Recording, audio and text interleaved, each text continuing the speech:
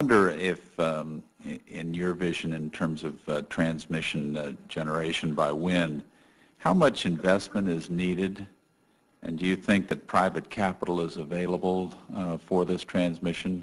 I ask that question because I think the difference, as I understand it, between your bill and Senator Reid's is you're talking about private capital investing in the transmission. I think he's talking about public investment in that transmission.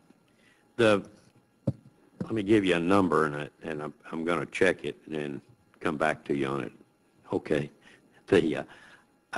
For the 200,000 megawatts that we were, I had our guys look at it and say, my question was the same as yours. What's it going to cost to move 200,000 megawatts wherever it's going to go? And I believe the number was $70 billion. And all the numbers that we keep coming up with are so minuscule compared to what we're paying for foreign oil that it almost, when you think about it, you step back and look at it, and you think this is a bargain.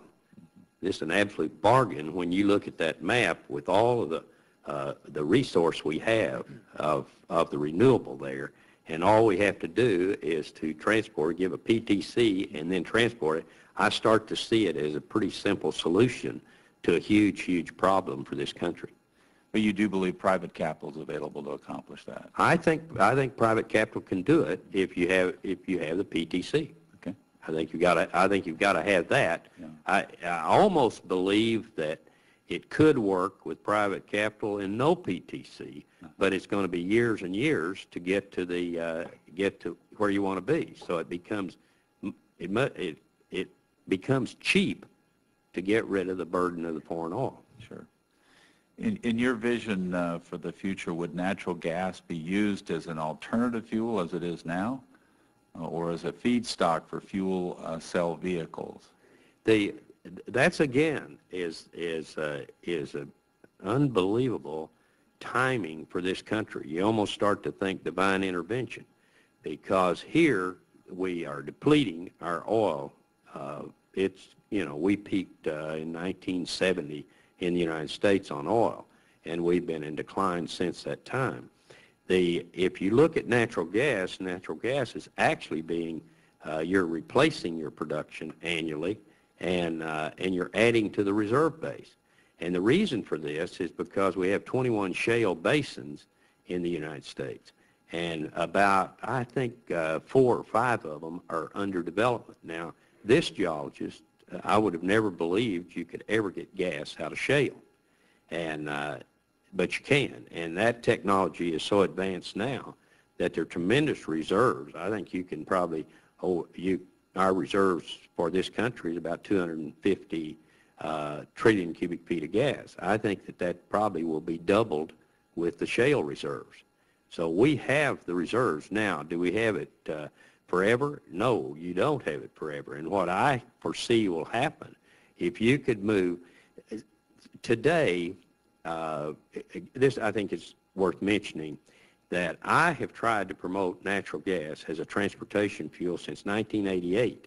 It was cleaner, cheaper, and it was domestic. And when I tried to make that pitch, that the only thing that people heard when it came out was they didn't care whether it was cleaner, and they didn't care whether it was domestic. They just wanted it to be cheaper. It was cheaper, but it wasn't enough cheaper to pick up, and that happened. But what's happened around the world in the last 3 years, the increase in natural gas vehicles has gone from 5 million to 8 million. So there are 8 million vehicles around the world today. General Motors makes 19 platforms out of this country, but only one in this country, because the demand isn't here, not because there's anything wrong with GM. Okay, we only have 142,000 vehicles in the United States on natural gas. Right. We lag the world, and we have the natural gas. So it can happen, very conveniently. And we still have plenty of gas for petrochemicals and other uses for natural gas. And I want to emphasize the point that I think you were making, that if we're using natural gas just to make electricity, we're really wasting it. We're not using it as efficiently as you're suggesting. That's hard for me to say it's wasting it. I'm not saying it's wasting it, because the industry has to sell their product. Once you make the investment, Now you have a well. Now we have to use it. And there's no question it's the cleanest of all for other than the renewables in power generation. Mr. Kolivar, Oregon has